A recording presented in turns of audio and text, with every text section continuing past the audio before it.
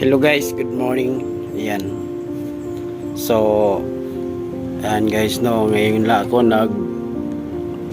explain po sa inyo about sa nangyari sa ating channel.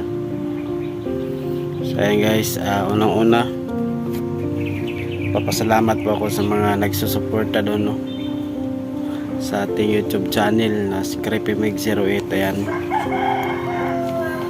Ayan guys,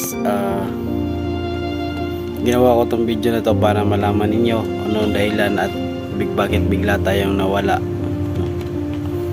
So ito yan guys, ito yan, dahil yun sa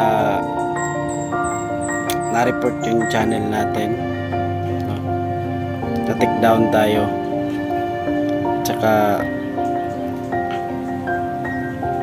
pati yung sahod natin guys di natin nakuha dun, no? Para sana yun sa paggawa nating bahay, no?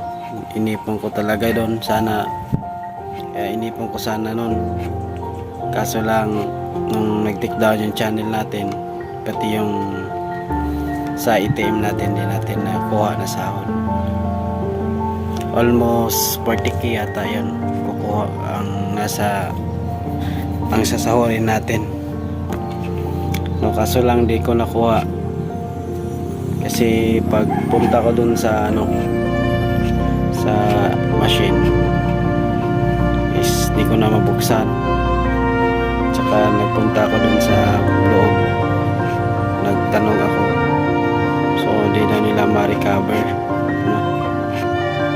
So di ko alam kung paano gagawin kasi sa Google ko din, hindi ko na rin mabuksan yung Google ko at sa yung YouTube channel ko guys, no? Hindi na rin kasi ito yun guys, napuntahan tayo dito ng mga local government, no? Dahil sa video na nag-viral.